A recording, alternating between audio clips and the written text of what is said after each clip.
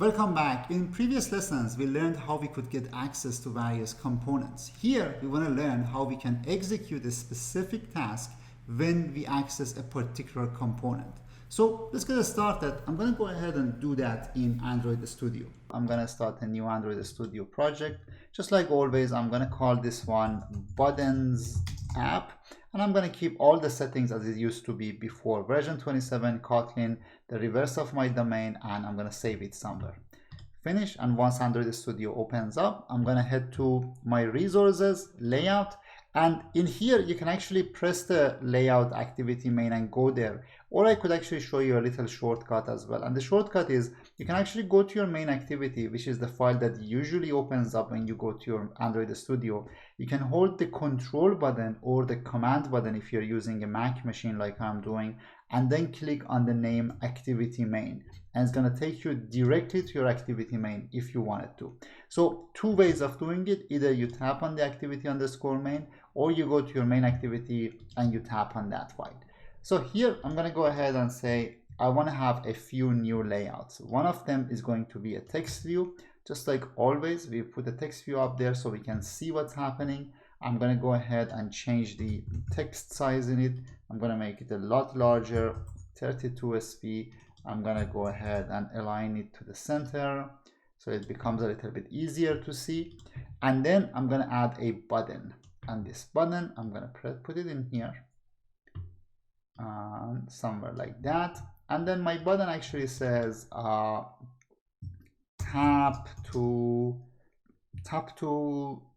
login, for instance, or just login. All right, it's not going to really do anything right now, but it's going to show us that so we get a sense of what it would be the purpose of it. Now you probably need to set up some of your constraints at least. So I'm going to set that one, and I'm going to set this one, so at least we see these two. And then the next thing you want to do is you want to learn two different methods in which we can actually access a button. One of them is using something called onClick. The other one is using something called set onClick listener. So I'm going to show you both of these because depending on the situation, they both become quite important and quite useful. So the first one is that I'm going to go ahead and say the name of my text view is actually my text view, just like the last time. And the name of my button is going to be my button. So here, my button. All right, so we have these two taken care of. Then I'm going to head back to my main activity.kotlin file, or the main programming file that we have in here. I'm going to tap on that. And in here, again, inside the body of my onCreate, I want to write some code. What do I want to write? I want to say my button, and just like the last time, I'm going to let it autocomplete. And once I have my button auto-completed, I'm going to go ahead and say set onClick listener. And I'm going to use the second method in here, and we will see in the future what are these different, what we call overloads or flavors basically. I'm going to use the second overload, which is essentially set onClick listener and then an open curly bracket. And then here we can do whatever we want to be doing in here.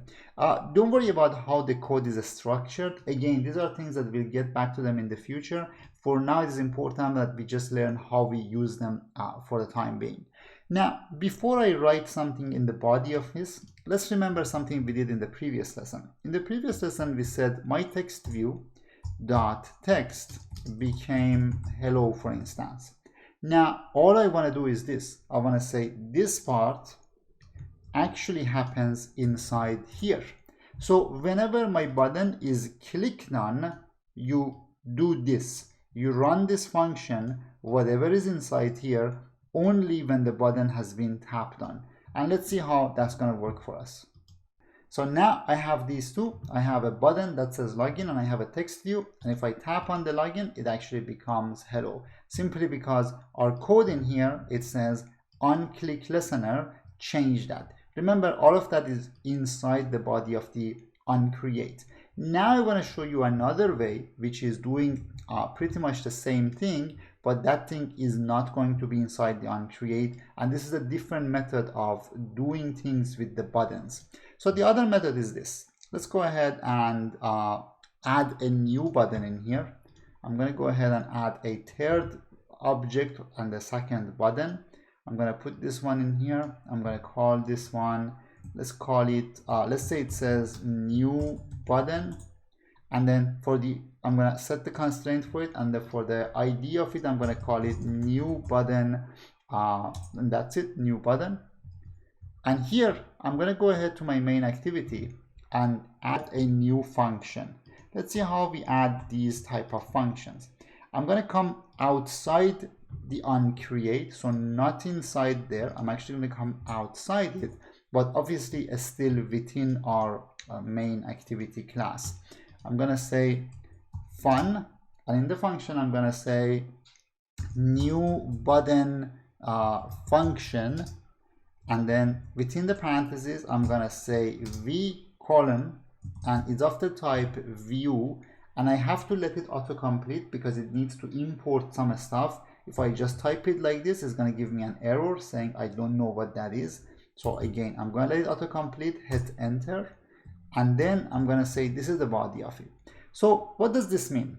Just like how here we had a function on create and it had some arguments inside it, now I have a function of my own called new button function, and it has an argument of the type view. It must have that, and then within the body of it we can do whatever we want to do. For instance, my text view.text becomes this is Kotlin.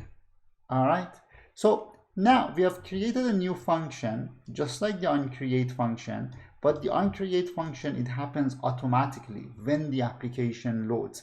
When does this function run?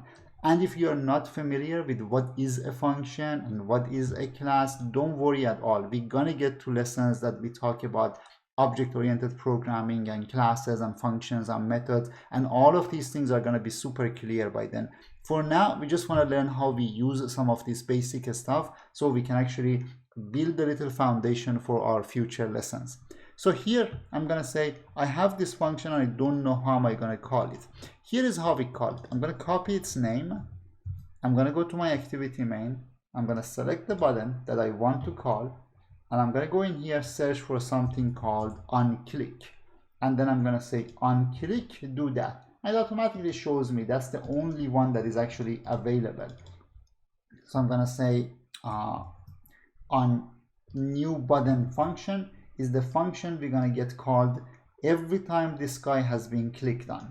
And if we go ahead and we run this application now, let's see what we get the next time that it actually loads up. Here I have the two buttons. One of them turns that into a hello, the other one turns it into a this is a Kotlin, and that's exactly what we expected to see.